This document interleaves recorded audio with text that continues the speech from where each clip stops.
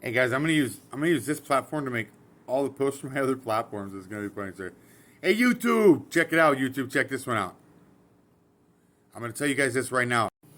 Evil only wins when good does nothing.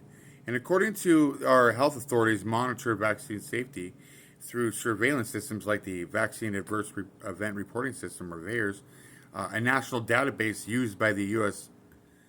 Center for Disease Control and the CDC, the Center for Disease Corruption, and you know, and then we got the FDA, the Fraud and Deception Administration, because we know how accurate. Like, oh man, let's not get into that. Anyhow, check this one out. I really don't know how this is going to resonate on social media, but I'm going to go there anyway, folks. Look at the reported death counts in VAERS. So VAERS data is publicly available via downloadable CSV files or the CDC Wonder Tool. Updated weekly within 4 to 6 weeks lag for processing. The most recent official summary from the VAERS database page indicates data processed as of August 29th, 2025. Last update was September 5th, 2025. However, exact total deaths for COVID-19 vaccine related reports requiring the data, blah, blah, blah, blah, all that good stuff, right? But let's get there. Now, I'm not a doctor, and I'm no scientist. I'm a financial analyst. And when numbers don't add up, I question the data regarding those numbers. So that being said, based on the latest available processed data, as of reports received through late August, VAERS received approximately 21,000 death reports associated with the COVID-19 vaccine since December 2020, when vaccines began. This is out of over 675 million doses administered in the U.S. That's just the U.S., folks. 21,000 people have been unalived because of these sick vaccines. Experimental treatments. That's not a vaccine. That's like Russian roulette. Anyhow, this represents some small number, right? Oh wow. Okay, yeah, whatever. But check this one out. Historical context for comparison. By November 2021, after 469 million doses were administered in America alone, folks, there were reported 10,500 deaths. Now, why didn't that ever hit the mainstream media? Why didn't those numbers ever become prevalent to anybody? And furthermore, I want to touch on one last thing, folks, and this is the most important part of this whole post. Is, again, I'm not a lawyer, I'm not a doctor, I'm simply a financial analyst, and when numbers don't add up, I question those numbers, and I really question these numbers here. This is historically, oh my gosh, and this doesn't even account for anyone who's received adverse side effects, short term or long term. This is just strictly the death count, folks. At least at VAERS. Jeez, oh, pedo man. Oh my goodness.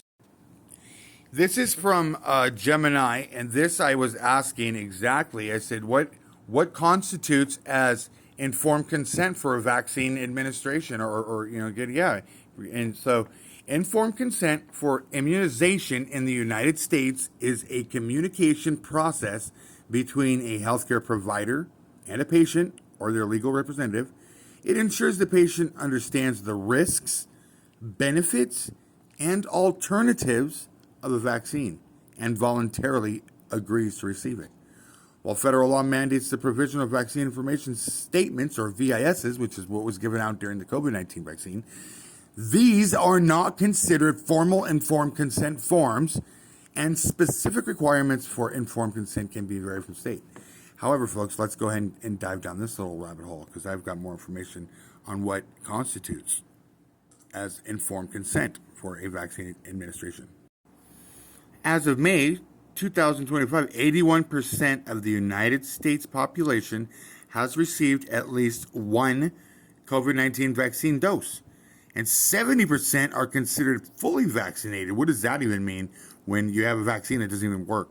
That has unalived more people than any all the other vaccines put together.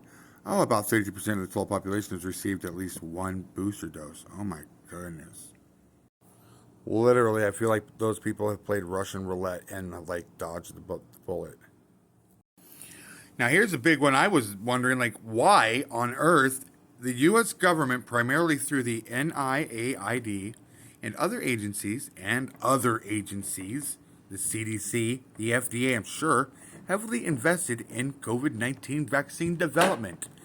This involved decades, folks, decades of foundational research, significant funding for clinical trials, manufacturing, and vaccine purchases, and collaborations with pharmaceutical companies. And yet the government mandated that certain folks in certain jobs received it and had to, and even that the military had to get it, and we lost a bunch of military because of, like, they were like, nope, bye. Wow. Huh. The agenda is obvious. More information from Gemini regarding why Pfizer, Moderna, and Johnson & Johnson's lobbyists primarily target federal agencies involved in healthcare and drug regulation, such as the FDA and CDC, and congressional committees with oversight of health policy, appropriations, and commerce. They also work through industry trade groups like the... You guys, you know what I'm saying? Hello. In my opinion, if any senator or congressman ever has dealt with, deals with, or ever does a deal with a lobbyist, they should be removed from their position in the government immediately. Hey, this is for anyone who received one of those COVID-19 vaccines. You guys, did you receive what would constitute, and you can look this up through the immunization handbook here in America, did you receive anything that closely constituted as a informed consent for vaccine administration? Because if you didn't, your healthcare professional and whoever else were playing with your life. And let's check this out, folks. Look, as of July 22, Open Bears, an independent aggregator of public Bears data, lists 38,742 reported U.S. deaths following COVID-19 vaccinations. And out of over 1.5 million total adverse event reports, official VAERS data processed through July 2025 shows similar figures, with around 37,544 reported deaths worldwide, including 19,000 U.S. cases as of what? Jeez, oh, Pete. So, these include serious events like myocarditis, pericarditis, highest in youth, which the FDA has required updated warnings for so the FDA is like giving warnings now, like, oh, this could happen. Why not just remove it so that doesn't happen to anybody? I mean, do we need any more people becoming unalive over come on, folks. Look at this, 75,000 ER visits, 36,000 hospitalizations. This is from the vaccine. This isn't from COVID, okay? And I wonder how many people got a COVID vaccine and then had to go to the hospital and it just got reported as COVID. Let that sink in. I doubt this is going to make it through any social media platform, but if it does, more power to us. Let's go. Let's grow, you guys. I think information is power. Knowledge is power. And this sort of knowledge that's out there needs to be given to everybody so that we have the power in our own minds to make a sound decision on our health. And I would not ever suggest anybody take something that has such a huge mortality rate behind it, in my opinion.